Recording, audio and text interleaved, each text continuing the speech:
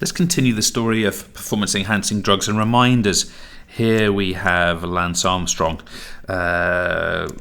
Drugs cheap, found guilty, took numerous substances and methodologies used across a long, successful career, and was outed late in his career and stripped of all of his titles. Was a road cyclist. Here we have Christian Coleman, never being convicted of drug use, but has been found with Ped violations because he's missed so many drugs tests. Here we have Marion Jones. Marion, let me write that in for you actually, because there's something you might miss here. Marion Jones. Marion Jones was involved in the Bay Area Laboratory Company scandal. I believe from memory was guilty of taking a human growth hormone, but more importantly was convicted of perjury after lying in court. And here we have not Mo Farah, but here we have Alberto Salazar. And Salazar has been involved in the misappropriation of performance-enhancing drugs to his athletes. No implication that Mo Farah was one of them. And I guess I'm being slightly provocative using this photo in here, but I thought this guy would be more relevant to you because of his association with Mo Farah. I want to be clear here. The cheat here is Salazar, as far as I'm concerned, not Farah. All right, so I'm just using that as it were to allow you to remember that. But this is who was. These are some examples, and I'll come back to the scandals in a second.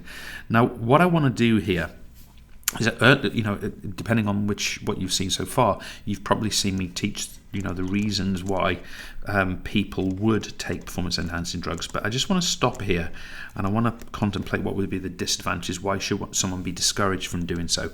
So the first one is that numerous performance enhancing drugs have health implications.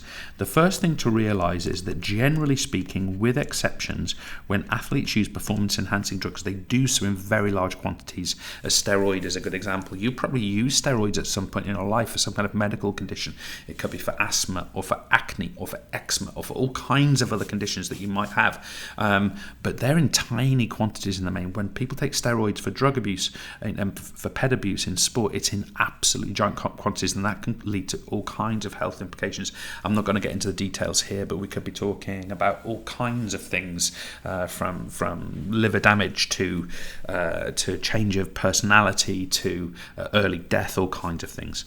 Other things, people lose out financially, so they receive a financial penalty. So there's two aspects of this penalty. So first of all, they might be fined, which of course means they're going to have to pay some money. Okay, fine.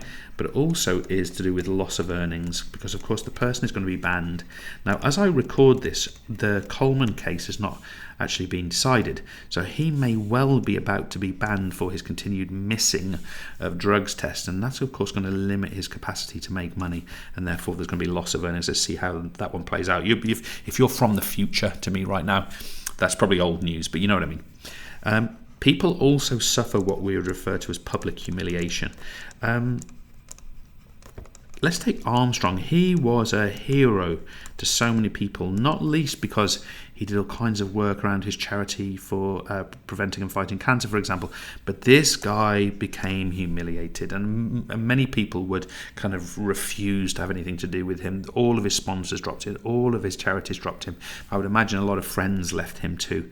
And that kind of public humiliation would be difficult, obviously, for anyone to go through, regardless of what you've done wrong. I'm not ever forgiving someone, but forgiving is not a bad thing to do. Of course, I'm not forgetting what they did.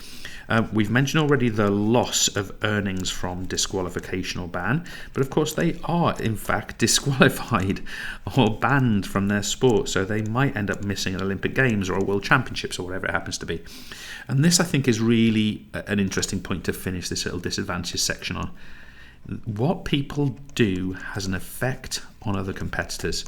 Now, I guess other competitors could go in different ways here, different directions. You can imagine that if you felt that you could not compete fairly on an even playing field, you yourself might be tempted into at least the consideration of performance-enhancing drugs. Other people will want to go sort of hyper clean and go in that direction, but it has an effect on other competitors. Imagine as well that, I don't know, I mean, it's an interesting one because no one was awarded it, but imagine you finished second to Armstrong, for example, in one one of these races, and I mean the guy who finished second was also found to be a drugs cheat, interestingly, but it doesn't matter.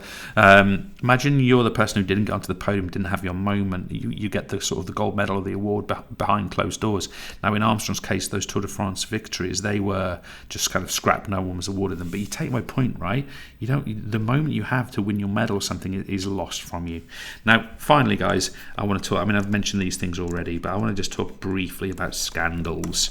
Okay, so all of the people above I have been involved in some kind of scandal or other, and this can lead to the ruining of sport's reputation. Okay, so sport itself becomes devalued because of performance-enhancing drug use. That's a real problem, and people, as I'm going to put here, people, especially spectators, followers, they suffer a loss of trust. I mean, in all seriousness, when was the last time we could be really confident that everyone lining up in a 100-meter race in an Olympic final, for example, were definitely clean? When was that? Now, I don't want to say something too provocative, but that's an issue, right? Even if they were clean, there's an issue of a loss of trust. Now, what will happen then to the sport is there will be a loss of commercial support. Okay, so if people are losing support and trust of the sport, there will be a loss of commercial support. Think sponsors as an example. And again, this could be the sport itself, and certainly to the individual. Would Nike automatically back, let's say, a 100-meter sprinter right now with lots of money, knowing that so many in the past have been outed for drug scandals? I mean, I guess the exception to that in the men's side of things is Bolt. To everyone's knowledge, was even hear the way I just said that, because I'm almost sort of guarding the future. To everyone's knowledge, was clean. Nevertheless, it's a risk for someone like a sponsor to consider. And the other thing is, and we've mentioned this already in this tutorial, is that when one person does it, it ultimately encourages others. It leads to a culture within the sport. Let's put it in there. It leads to a culture within the sport where people start to believe that perhaps drug taking is necessary for success. Now, I think there's nothing clearer than road cycling in the 90s and 2000s as an example of that. I mean, it was incredibly dirty, and the vast majority of athletes, it would appear, were using performance-enhancing drugs. So therefore, people were doing it because they felt they had no choice. There was a culture of this, and the only way to get there was to do so. And this is where I want to leave you with performance-enhancing drugs.